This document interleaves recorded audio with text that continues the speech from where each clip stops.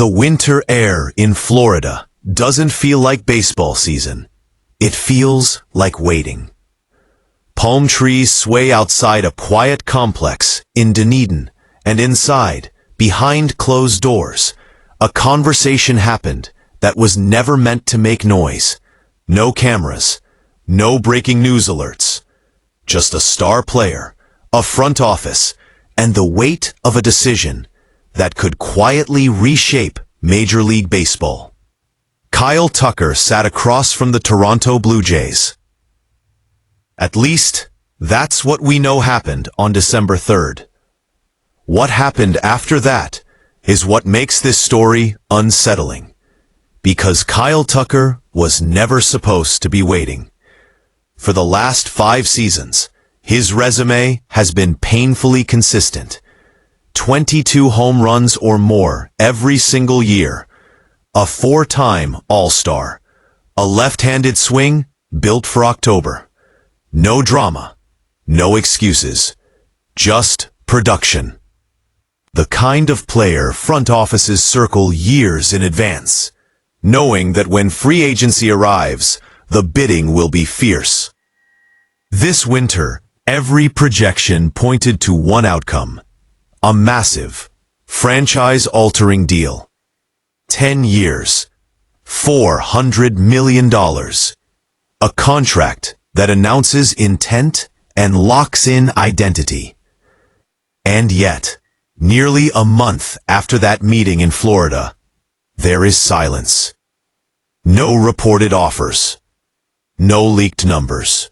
No sense of urgency. In modern sports, silence is rarely accidental. Teams remember the contracts that didn't age well. They remember bodies that broke down faster than spreadsheets predicted. They remember paying for past performance while praying for future health. And somewhere along the way, the definition of safe began to change. Kyle Tucker is 29, in his prime.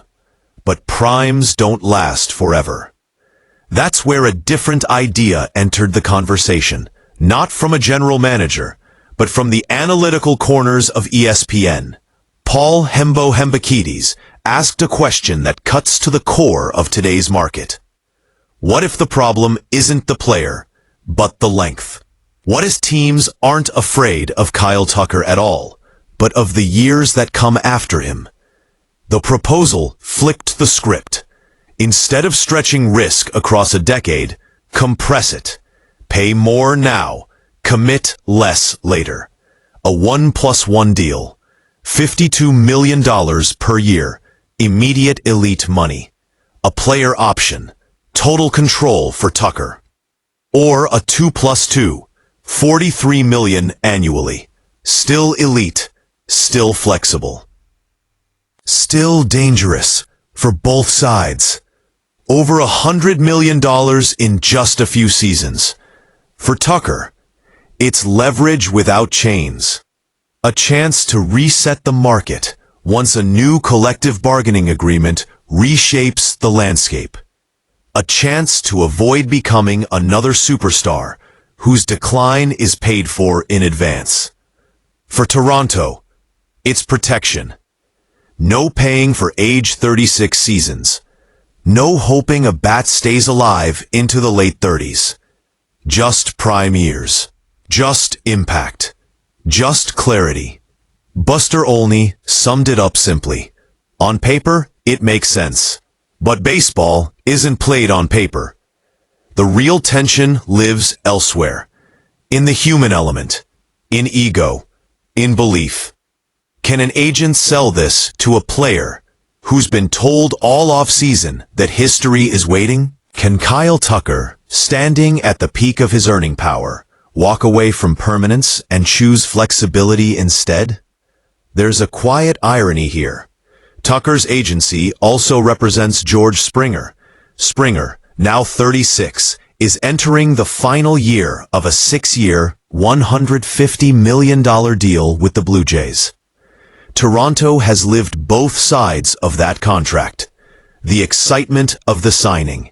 The reality of time. The way even great players eventually slow down. Front offices don't forget lessons like that. And maybe that's why this pursuit feels different. Patient, calculated, almost cautious. This isn't just about one free agent. It's about a shift. Stars want security. Teams want control. Somewhere between those two desires sits a new model. Shorter deals, higher annual value, maximum leverage. A model that rewards confidence instead of longevity. Kyle Tucker didn't need this offseason to prove who he is. His bat already did that. What he's deciding now is how much of his future he's willing to lock away. And Toronto, quietly, might be the franchise bold enough to test a new path. As the offseason stretches on, every quiet day adds pressure. Every rumor reshapes leverage. And every unconventional idea starts to feel a little more realistic. Because sometimes the most powerful contracts aren't the longest ones. Sometimes the future isn't about commitment. It's about control.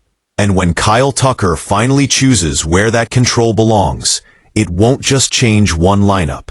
It may change the rules of the game. So ask yourself, if you were in his place, would you chase forever or take everything right now?